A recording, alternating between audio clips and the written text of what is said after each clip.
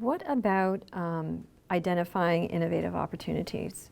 If you're going to look for innovation opportunities, I think you first have to have clear in your mind what the portfolio of innovation is going to look like. We use portfolios to balance risk. The risk of sustaining innovation is ultimately the risk of being irrelevant. The risk of reframing innovation is the uncertainty associated with that type of innovation, so many unknowns. So we have a vision risk, which is we're not sure we've identified the problem correctly. And we have the implementation risk, which is can we build it? So we have both types of risk. So when you're looking for innovation, you have to be clear about what mix of sustaining and reframing you're looking for.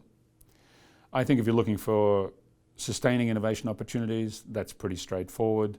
We're always talking to our customers about how to improve what's already there. If you're looking about reframing innovation, you have to try a different approach.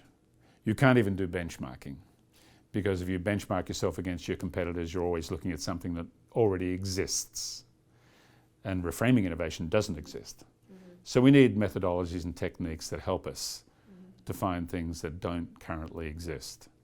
So one of the tools that I use quite often with organizations to help that process and that thinking is to engage the customer in a dialogue around an imaginary provider of value in an industry.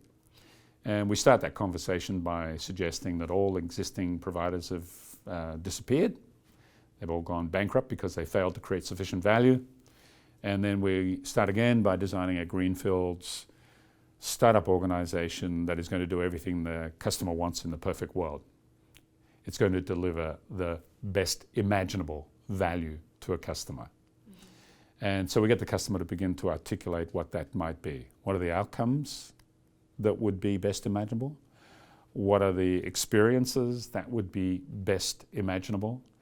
And we facilitate that dialogue with the customer to find all of the things that currently don't exist. How do you pull out that, those unmet needs if they don't even know what those unmet needs are? Well, again, this is the comment about Apple, which is customers don't know what they want. So therefore you're wasting your time talking to customers. It's totally true that customers don't know what the solution is. But it's all equally true that customers always know what the problem is, and they always know what their aspiration is. So the dialogue is never a dialogue looking for solutions. It's a dialogue looking for latent problems and latent aspirations. So there's only two reasons anybody ever buys a product from anybody. One is to solve a problem, remove pain. The other is to pursue pleasure, fulfill an aspiration, right? When you drill down to it, that's the only reason anybody does business with any company anywhere. So if you want to be relevant, which is really what innovation is about, then we start the conversation there. And that's the most valuable output of a customer dialogue, customer discovery dialogue.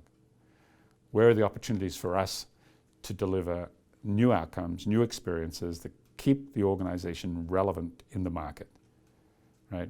And so what we're thinking about with our sustaining innovation is this is our way of being relevant today, but what we're looking for with the reframing innovation is this is how we intend to be relevant tomorrow. And if you're not always balancing those two, then you're at risk of becoming irrelevant.